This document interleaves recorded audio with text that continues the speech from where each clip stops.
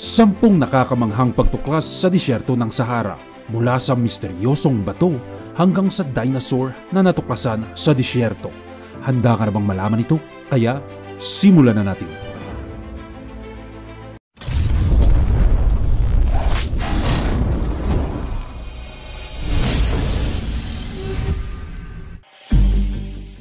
Number 10. Nabta Stones.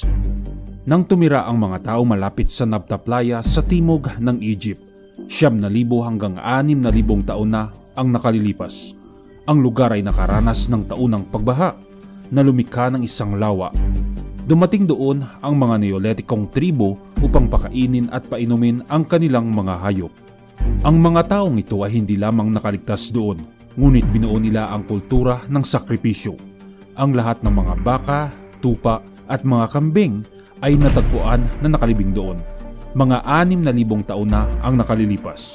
Ang mga tao sa Nabta ay gumawa ng malalaking bato na pabilog na mahigit pang mga tipak ng bato na nagsasanga palabas. Sinasabing ang bilog na bato na ito ay umiiral ng 1,000 taon bago pa itinayo ang Stonehenge. At ito ay ang pinakaunang nakilala na nakahanay na istruktura ng astronomiya. Mayroon pa ring debate tungkol sa eksaktong kahulugan ng mga circle points. Ngunit sinabi ng mga mananaliksik na nakahana ito sa posisyon ng Orion's Belt. Tulad ng paglitaw nito sa kalangitan, 6,000 taon na ang nakalilipas. Number 9. Lost Fortresses. Pinahintulutan ng mga satellite ang mga explorer na sumilip sa ilalim ng mga kanal sa pinakadulo ng disyerto. Noong 2010, nakita ng mga satellite ang mga labi ng higit sa 100 mga kuta na kabilang ang mga tao ng Libya na tinatawag na Garamantes. Ang lugar ay nagalugad ng maigi ng industriya ng langis na naghahanap ng mga lokasyon upang magbarena sa paghahanap ng langis. Nasuri ng mga arkeologo ang larawan na kuha ng satellite para sa hindi maipaliwanag ng mga palatandaan ng pader. Nang maglaon, kinumpirma ng mga mananaliksik na ang mga istruktura ay talagang itinayo ng mga Garamantes. Sa panahon na iyon, ang Garamantes ay maunlad na namuhay humigit kumulang sa ika-2 siglo BC hanggang sa ika-7 siglo AD. Ang lugar na kanilang tinitirhan ay sobrang tigang. Upang sakahan ng kanilang lupain, nagtayo sila ng mga kanal sa ilalim ng lupa na nagbibigay ng tubig mula sa mga sinaunang imbakan ng tubig. Kapag nabigo ang mapagkukunang tubig na ito, nalalanta ang mga kabukiran at ang mga kuta at nayon ay unti-unting natatakpan ng disyerto ng Sahara sa paglipas ng panahon. Number 8. Gobero Skeletons. Si Paul Sereno ay itinampok sa listahan na ito bilang bahagi ng mga mananaliksik na nakadiskubre ng higit pang mga fossil ng Spinosaurus. Sa oras ng kanyang pangangaso ng buto ng dinosaur, hindi niya sinasadyang natagpuan ang pinakamalaking libingan ng mga tao sa Sahara. Ang lugar sa Gobero sa Niger ay tinirhan halos 10,000 taon na ang nakalilipas at ipinapakita na ito ay dating luntiang kapaligiran. Ang mga labi ng mga isda, mga buhaya at iba pang mga hayop ay kasama ng mga tao. Marami sa mga natuklasan ay nakita sa buhangin. 2 taon ang ginugol sa paghuhukay at nakadiskubre sila ng 200 na mga nakalibing na buto ng tao. Ang Kiphians at ang mga Tenerians ay parehong nag-iwan ng mga bakas ng kanilang buhay. Ang mga bone jewelry at arrowheads ay natuklasan na ginamit sa pangangaso. Marahil ay hindi natin malalaman ng eksakto kung paano nabuhay at namatay ang mga taong ito. Ang lugar sa disyerto ng Sahara ay puno pa rin ng misteryo na hindi pa natutuklasan. Number 7. Meteorites and Craters. Ang ating mundo ay palaging tinatamaan ng mga bato at meteorite mula sa kalawakan. Karamihan sa mga ito ay hindi nakakapinsala na karaniwang makikita ang guhitan ng ilaw sa langit. Ang iba ay tumatama sa lupa at nag-iwan ng pinsala, pero ang karamihan sa mga ito ay nangyari matagal ng panahon ang nakalilipas. Ang mga crater na naiwan ng mga naturang epekto ay madalas na hindi napapansin dahil ang pagguho o paglago ng mga halaman ay sumasaklaw sa kanila. Sa mga disyerto, gayunpaman, ang mga marka ay madaling makita. Ang 45 metro na lapad ng Camel Crater sa southwestern Egypt ay malinaw na nagpapahiwatig kung saan ang isang iron meteorite ang tumama sa lugar. Humigit kumulang 5,000 taon na ang nakalilipas. Sa paligid ng Camel Crater, ang mga fragment ng meteorite ay natuklasan mula sa kung saan ito tumama at nakakalat ito sa buong buhangin. Hindi ito nakahiwalay na pagtuklas. Halos 5 pang mga meteorite na nadiskubre ay nagmula sa disyerto ng Sahara. Number 6. Lost River. Ang Sahara Desert ay hindi palaging umiiral. Habang nagbago ang klima sa milyong-milyong taon, ang mga hangganan ng mga buhangin ay nag-iiba. Kung paano naghanap ang mga siyentipiko ng katibayan ng tubig na natuklasan sa Mars, ay ganun din ang kanilang atensyon sa kasaysayan ng Sahara.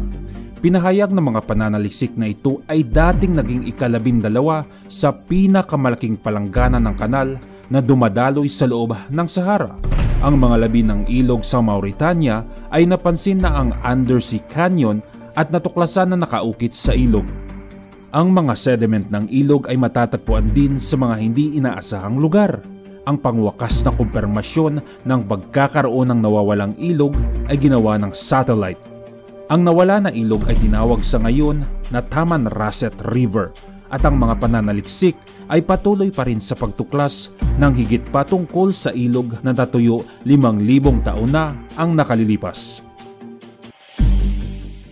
Number 5. Libyan Desert Glass. Kahit na ang mga labi ng meteorite at ang kanilang mga crater ay nawala, ang iba pang mga bakas ng cosmic collision ay maaaring manatili. Halos 29 milyong taon na ang nakalilipas, isang meteorite ang tumama sa lupa na may sapat na enerhiya upang matunaw ang malawak na rehiyon ng Libyan Desert. Ang disyerto ng Libya ay parte ng Sahara Desert. Ang crater na naiwan sa pagsabog na ito ay hindi pa natatagpuan. Ngunit mayroon pa ring maraming kristal sa disyerto at sa ilang mga hindi inaasahang lugar. Nang buksan ni Howard Carter ang libingan ni Tutankhamun, natuklasan niya sa mga kayamanan ang breastplate na kilala din bilang pectoral na pagmamay-ari ng napatay na batang hari. Sa sentro nito ay isang sagradong scarab beetle na inukit mula sa berdeng kristal. Ang mga taga-Ehipto ay marahil walang ideya tungkol sa pinagmulan ng kristal na kanilang ginamit. Ngunit nakakaintriga, mayroong isa pang artifact na gawa mula sa iba pang material. Ang isa sa mga dagger sa libingan ay ginawa mula sa bakal na nagmula sa meteorite. Number 4. Whales. Hindi lamang mga ilog ang nawala sa Sahara. Sa paglipas ng panahon, kung ano ang dating karagatan ay naging isa sa mga pinakatuyong lugar sa mundo. Matatagpuan sa Wadi al-Hitan sa Egypt ang katibayan ng nawawalang Tethys Ocean, kilala bilang Whale Valley. Ito ay isa sa mga pinakamahusay na lugar para sa pagtuklas ng mga fossil ng balyena. Ang mga fossil dito ay nagbibigay ng mga pananaw sa kung paano lumaki ang mga balyena mula sa mga nilalang na naninirahan sa lupa hanggang sa gumugol ng kanilang buong buhay sa dagat. Ang mga ninuno ng mga modernong balyena ay namatay sa dagat 37 milyong taon na ang nakalilipas. Ang kanilang mga katawan ay natakpan ng mga sediment. Nang umangat ang Earth's crust, ang kanilang dating tahanan ay naging lupain. Sa ngayon, ang 15 metro na skeleton ay pinag-aaralan ng mga paleontologists. Bukod sa mga buto ng balyena, ang mga ngipin ng malalaking pating ay natagpuan din dito. Number 3. Machimosaurus Rex. Ang mga dagat ay palaging tahanan ng mga halimaw. Mga 120 milyong taon na ang nakalilipas. Isang buhaya na 9 metro ang haba na tinatawag na Machimosaurus Rex ang nanirahan sa Sahara. Ang Machimosaurus Rex ay ang pinakamalaking buhaya na nakatira sa karagatan. Ang lugar kung saan nanirahan ng mga ito ay marahil isang malawak na lawa na nakakonekta sa karagatan ng Tethys. Doon ginamit ng Machimosaurus Rex ang napakalaki nitong ulo, malakas na kagat at maikli at malupit na ngipin upang basagin ang mga shell ng mga pagong at maging ng mga isda. Maaari rin itong kainin ang mga bangkay ng malalaking nilalang na nagbahagi din sa bahay nito. Kung tila ironic na ang napakaraming buhay sa dagat ay hindi natuklasan sa Sahara dahil ang disyerto ay naging komportabling lugar para sa mga paleontologists na gumagawa ng maraming mga pagtuklas doon. Number 2. P-40 Kitty Hawk. Noong Hunyo 28, 1942, ang flight sergeant na si Dennis Copping ay lumipad gamit ang sirang P-40 Kitty Hawk patungo sa British base sa disyerto para sa pag-aayos. Sa paglalakbay, ang eroplano at ang batang piloto ay nawala. Noong 2012 lamang natagpuan ang eroplano ng isang oil worker. Ang sasakyang panghimpapawid ay halos buo, hindi pa nadistorbo at mayroon pa ring ebidensya ng isang parachute na ginamit upang makalika ng silungan. Ang eroplano ay kalaunan idinala sa El Alamein Museum at naibalik sa dati nitong kalagayan, ngunit hindi nasiyahan ang lahat. Ang ilan ay nadama na ang sasakyang panghimpapawid ay dapat na manatili kung saan ito natagpuan bilang alaala sa batang piloto. Nang may balik sa dating kalagayan ng eroplano, walang mga palatandaan ng labi ni Dennis Copping ang natagpuan. Ang kanyang eksaktong kapalaran ay isa pang misteryo na hawak ng Sahara Desert.